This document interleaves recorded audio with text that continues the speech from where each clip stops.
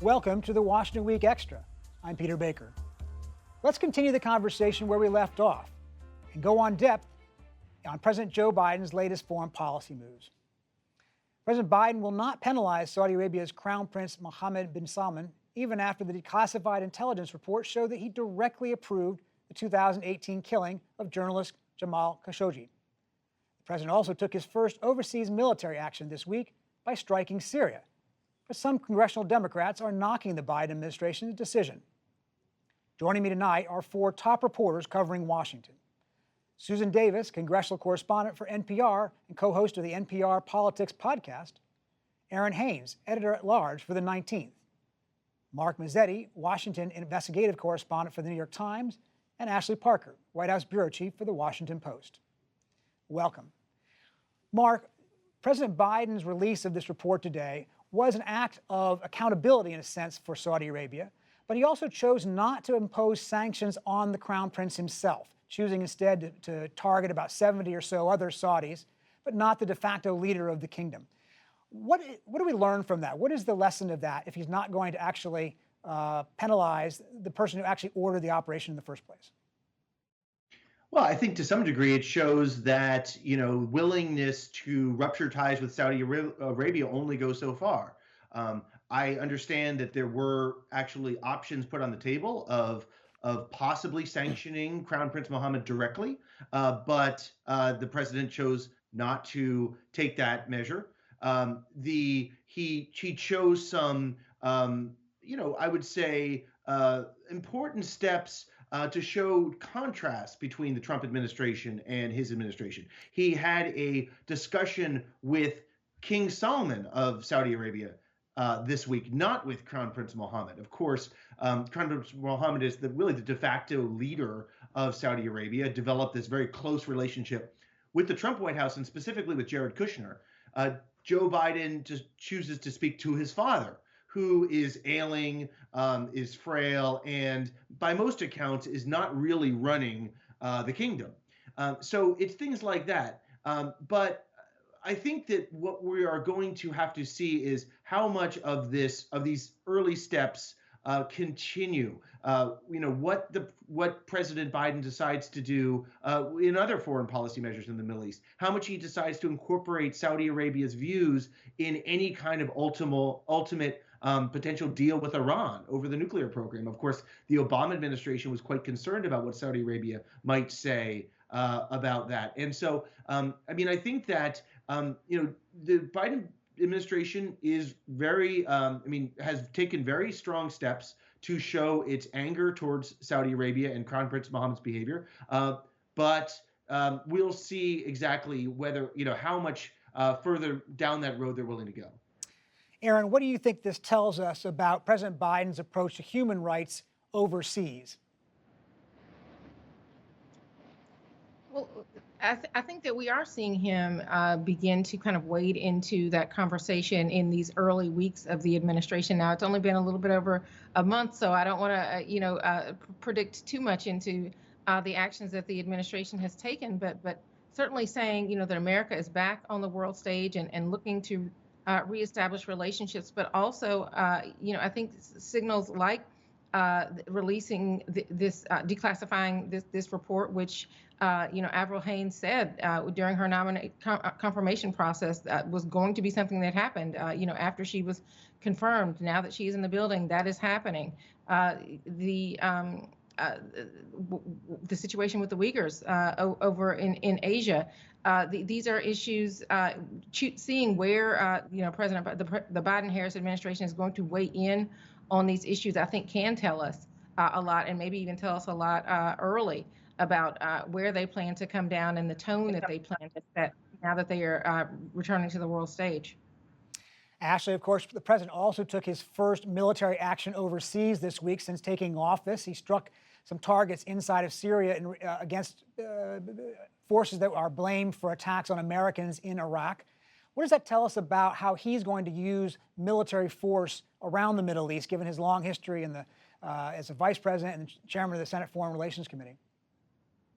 Again, it's hard to predict based on one action, but it does show that he is willing to use force where he believes it is necessary. Again, this was not a tremendous display of force.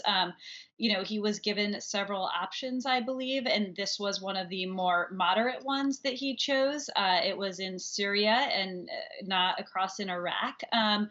But also, this gives a sense of the if you take the Saudi Arabia thing, that shows that he is cautious. And he is sometimes cautious by nature on foreign policy. But if you look at the reaction to this single strike, you're already having some Democrats disagreeing with his use of force, saying this is maybe something that should have gone through Congress. So there's kind of mixed signals, but it is that he is willing to use it, and potentially we should expect that in the future. And this goes within the broader context of him saying that America is back on the world stage. The challenge for him is that after 4 years, not just of Trump, but Trumpism, it's not as simple as saying, "Hi, we're America, we're back, and we want our seat at the head of the table and our moral superiority to export our values abroad." So this is as much recalibrating, reintroducing the Biden doctrine to a world that has also recalibrated for this new dynamic. Susan, Ashley alluded to the reaction on Capitol Hill. It did seem like the president was getting more criticism from his own party than from the other. What's the concern here? What does that tell us about the nature of war powers and the push-pull between the executive and legislative here almost 20 years, more than 20 years, I guess, since the attacks on 9/11? I think it was really familiar. This is something we've seen play out on Capitol Hill, as you noted, over the past 20 years. I mean, Congress, I'd put the grumbling as mild grumbling this week about it. There's certainly from corners you would expect from the progressives. They didn't like it. They don't want more foreign engagement. You saw some criticism from senators like Chris Murphy, who has tried to carve out a space in this foreign policy area, saying these are the kind of decisions that presidents should consult with Congress with. But there's a pretty good reason presidents don't do this. When in the past when they've tried, Congress has kind of proven itself not very capable of coming to any kind of agreement on these foreign policy issues. And presidents don't want to cede authority to a Congress that they can't be assured they're going to get the backup on.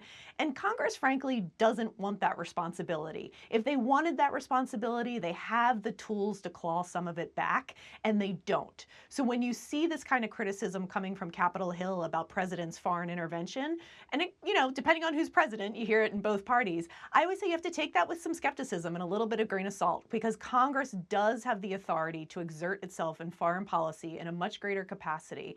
But in the post 9/11 era in particular, they have been happy across Republican and Democratic leaderships, across controlled Democratic Congresses, split Congresses, to cede that authority to the president. And I don't think that that's going to change for Joe Biden. I do think if he continues to have these kind of military engagements, you're going to hear this criticism come up time and time and time again. But actual action from a Democratic-controlled Congress to rein in a Democratic president on foreign policy is just not something I can really see happening.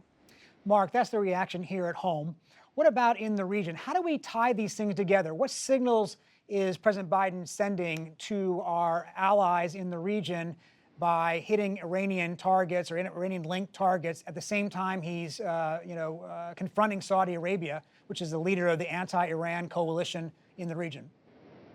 I mean, I think there's a few messages here, right? I mean, there's a lot of traditional American allies in the region who might be wary of the Biden administration, especially compared to what they had, how they had it under the Trump administration, namely the Saudis, the UAE, Israel.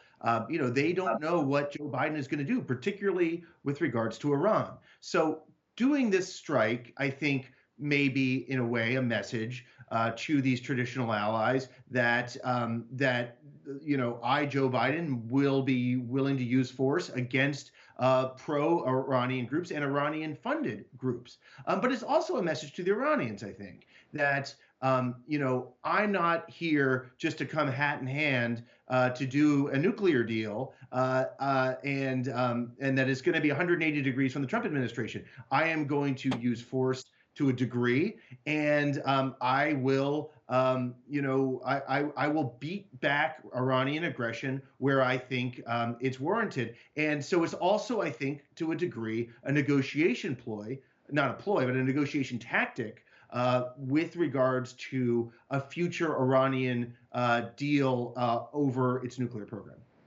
Aaron, there's so much going on overseas, but obviously still at home as well. Next week, we're likely to see more on the COVID relief package. There's a lot of attention being paid to Neera Tanden, the president's embattled director, nominee for director of the budget office. We have an immigration plan that he's put forward that is always, of course, going to stir some controversy. What are you looking ahead to over the next week or so? What are you expecting to see? What are you trying to examine to look for clues to the future?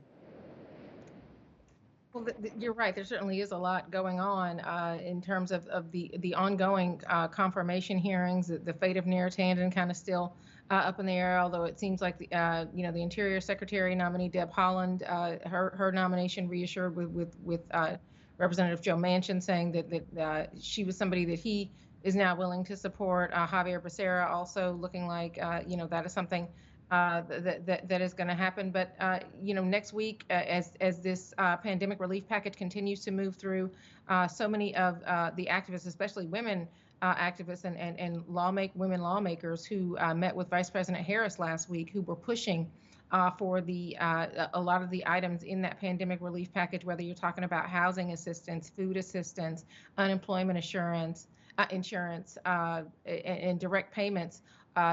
The types of things that will directly impact women and also marginalized communities, the main groups that have been disproportionately impacted by this pandemic, not necessarily from a public health standpoint, but certainly from an economic standpoint, making sure that as much of those items stay intact in this pandemic relief package as it heads, down the hall to the Senate for them to hash out. Obviously, a lot of them were very disappointed that the minimum wage piece did not. It doesn't seem like it's going to survive final passage, and also the paid leave issue is not going to make it. And those are things that will certainly affect those communities that I mentioned. But at 19thnews.org, we've been writing a lot about the She Session, which has been devastating over the past year. Hundreds of thousands of women having to drop out of the workforce, and so many of those essential workers, those frontline workers, we know are either women and or people of color. And so these are also the folks that elected a lot of these Democrats, and that's certainly what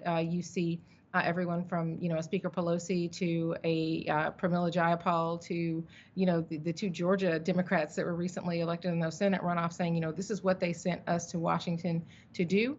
And so the bipartisanship conversation, I think, has been taken nationally as opposed to being so focused on Washington. And you're seeing mayors and governors of both political stripes saying that this is relief that they are in favor of, that would help their constituents directly. And so what that fight looks like as it heads over to the Senate is going to be very interesting to watch.